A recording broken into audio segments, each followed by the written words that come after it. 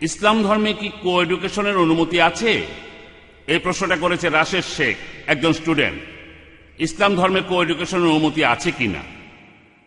ভাই, আপনি প্রশ্ন করলেন ইসলাম ধর্মে কো এডুকেশনের অনুমতি আছে কিনা, অর্থাৎ ছেলে আর মেয়ে একই স্কুল বা কলেজ বা ভার্সিটিতে পড়তে পারবে কিনা।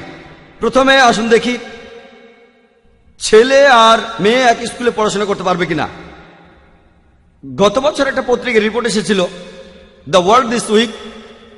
তারা বিভিন্ন স্কুলে জরিপ করেছিল ইংল্যান্ডের বিভিন্ন ইউনিসেক্স আর কো-এড স্কুলগুলোর উপরে। আর সেই জরিপ বলছে যে ইউনিসেক্স স্কুলগুলোতে সব মিলিয়ে পরীক্ষার রেজাল্ট কো-এড স্কুলগুলোর চাইতে অনেক ভালো।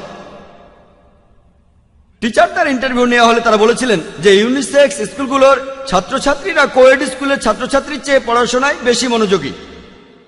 স্টুডেন্টদের ইন্টারভিউ নিলে তারা বলেছে তাদের বেশিরভাগই কো-এড স্কুলে পড়তে চায়, ইউনিসেক্সে না। আপনারা ভালো করে জানেন কারণটা কি।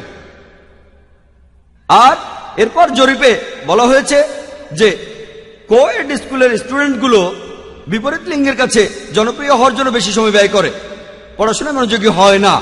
টিচারদের প্রশ্নে খুব স্মার্ট উত্তর দেয়। স্কুলে পড়াশোনার চাইতে তারা ডেটিং করাতেই বেশি সময় দিয়ে থাকে। আর সেই জরিপের শেষে মন্তব্যটা ছিল যে ইংল্যান্ডের সরকার তাদের দেশে আরো বেশি ইউনিসেক্স স্কুল বানানোর কথা চিন্তা করছে। আমেরিকার একটা রিপোর্ট অনুযায়ী বলা হয়েছে যে স্কুলে মেয়েরা তাদের ক্লাসমেটদের কাছে নিষিদ্ধ যৌন কৌশল শিখতে বেশি সময় ব্যয় করে, টিচারের কাছে সময় অনেক কম দেয়। ইন্ডিয়াতে এই একই রকম ব্যাপার ঘটে কম বেশি হারে। আসুন এবার দেখি ছেলে আর মেয়ে একসাথে কলেজ বা ভার্সিটিতে পড়ছে। স্কুলের যে সমস্যার কথা বলেছি কলেজ ভার্সিটিতে সেগুলো আরো বড় আকারে দেখা যায়। নিউজ পত্রিকার একটা রিপোর্ট অনুযায়ী, এটা প্রকাশিত হয়েছিল 1980 সালের 17 মার্চ, তার 50 নম্বর পৃষ্ঠা, যেখানে বলা হয়েছে বিভিন্ন ভার্সিটিতে মেয়েদের উপর যৌন নির্যাতনের কথা।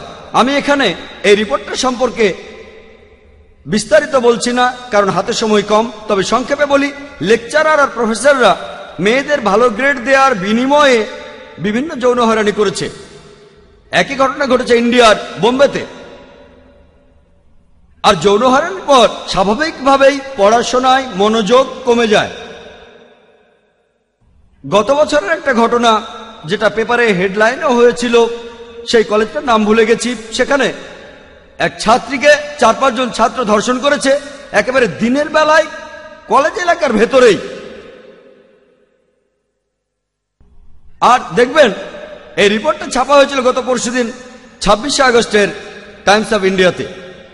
নিউ ইয়র্ক টাইমসের একটা রিপোর্ট দেওয়া হয়েছিল, আমেরিকাতে যেসব মেয়ে স্কুল ভার্সিটিতে যায় তাদের মধ্যে 25% মেয়ে ধর্ষিত হয়ে থাকে। এখন আপনাদের প্রশ্ন করি, আপনারা সন্তানদের স্কুলে পাঠাবেন পড়াশোনা শেখার জন্য, না যৌন কৌশল শেখার জন্য, নাকি যৌন হয়রানির জন্য? পড়াশোনার জন্য হলে আমি বলবো সন্তানদের তাহলে ইউনিসেক্স স্কুলে দেন। আর সব জায়গাতেই এরকম অনেক স্কুলে আছে। আশা করি উত্তরটা পেয়েছেন।